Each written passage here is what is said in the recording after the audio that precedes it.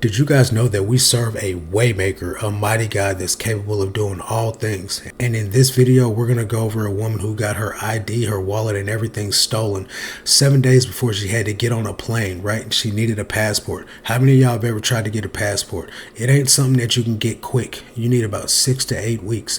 Watch how God moves in this girl's life when she's getting ready to go on a mission trip, I believe it was. 7 days before I'm supposed to travel to Europe, my passport gets stolen. I get to Home Affairs the next day. This lady is literally telling me, the system says you're here for collection. I say, collection of what? I'm here to apply for a passport. She's like, the system says you're here to collect a passport. One word, Jesus. I'm going to tell you what happened to me. So it was a week before I was supposed to travel to Europe for a quiet tour at that time.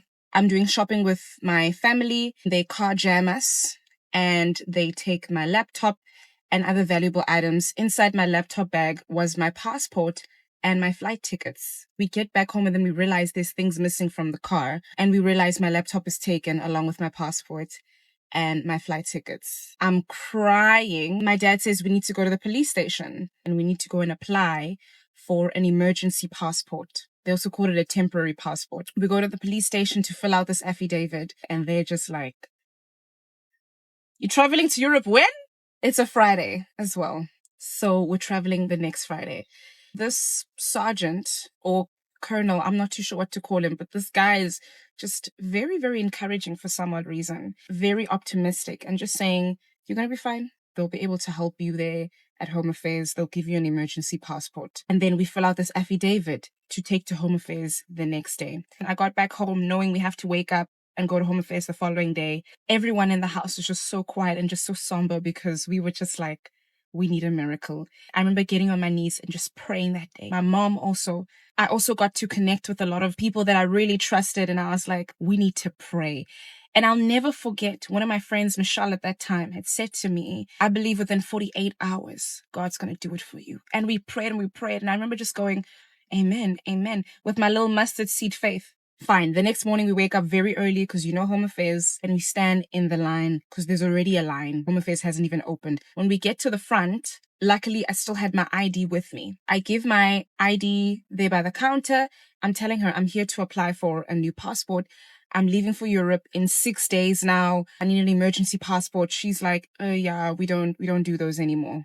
I say, okay, I need to apply for a passport. And, and she's like, okay, that takes about 2 to 3 weeks. And she's punching in my details in the system. My dad goes to the back to speak to another lady who's also on the other side just to kind of like finesse and say, dude, we need help. Then as she's punching in my details, she looks at the screen and she looks at me and she goes, the system says you're here for collection.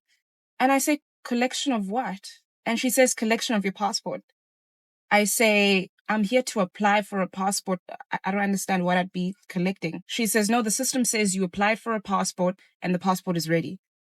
Now I'm confused, right? She gives me a ticket number and says, okay, please go to the collection aisle. I'm like, these people are so confused. Why are they taking me to the collection aisle? I need to go apply for a passport. This is serious. I'm leaving in 6 days.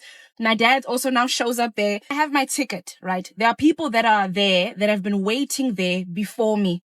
But my ticket gets called out. I didn't even wait for a minute. We get to the front counter. This lady takes my ticket, goes to the back, comes back, puts a passport on the table and says, okay, if you can just sign here to say that you've collected. And I just bawl. And I take this passport and I open it. It's my picture.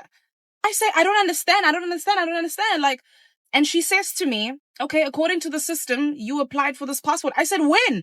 She now tracks back the dates. It's a date where I was never at Home Affairs on that day. And she's like, maybe it's a miracle. I don't know. And my dad is just bawling. And I just say, listen, I'm just going to take this passport. It's my picture. It's my details, everything to the T. I sign it off. I leave Home Affairs. Within less than 24 hours, God had performed a miracle for me and given me a miraculous passport that appeared out of thin air that I did not apply for. And this is now where it gets really weird. She even says to me, on this and this day, you applied for your passport. Where she goes and she looks back, she says, oh no, wait, it was 6 months ago. The thing about Home Affairs, if you do not collect your documents, they're supposed to actually get rid of the documents. You need to apply for a new one. My passport was there for longer than that, yet they kept it. Why did they keep it? Y'all can't tell me Jesus isn't real. And I hope that this encourages you to know that God is still in the business of performing miracles. He really, really is. You can't tell me that God doesn't exist, right? There's no way that this girl would have been able to get her passport on time 2 days after not 2 days, 3 days, the weekend after she loses it. Now, for those of you that don't understand what happened, she said car jam. I'm assuming that somebody either broke into her car or something along those lines and took her belongings out of it, right? And I went to Colombia, South America 2 years ago, right? And I lollygagged around. I waited to the last minute. And then about 4 weeks from leaving, I applied for an emergency passport. And even then, it took 3 weeks to get my passport. So for her to get hers in 2 days was just an amazing miracle of God, right? Because it said that she applied for this 6 months ago. And I don't know if you could read that little blurb that she popped up on the screen, but it says that uncollected items get thrown away after 3 months. Here it is 6 months later, twice the limit of how long they hold on to something before getting rid of it, and her passport was there. How in the heck does that even happen but God, right? And there's people out there that are needing a miracle. It could be financial. It could be in your relationships. It could just be in your job where you just need to get one.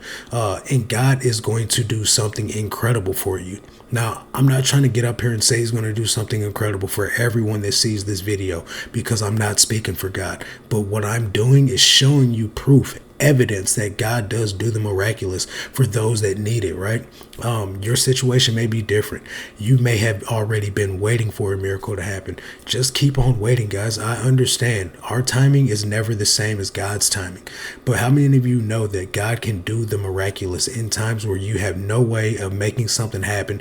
You've tried every avenue. You've done all that you can in your power, and then God miraculously just makes something happen for you. It's happened to me time and time again. I can't count on my hands the times that God's came through in a way where no one else could help me. No other way can make it possible but God, right? And I'm so thankful for these types of videos, because it does show us that not just in monetary ways, guys, but in all types of ways, according to his riches and glory, because this girl was going on a mission trip, a type of church trip, and she needed her passport, and God still made a way for her to go and be used by him for his glory, right? Tell me God ain't good. He will make a way for his agenda, for his plans, his purposes to be fulfilled in your life, guys. All we need is a little bit of faith and a whole lot of God just doing what he does, man.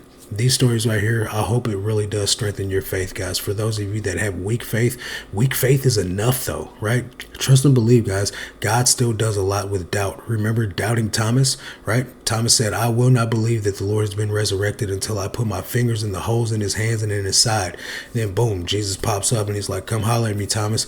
Put your hands here. Put your hands in my ribs.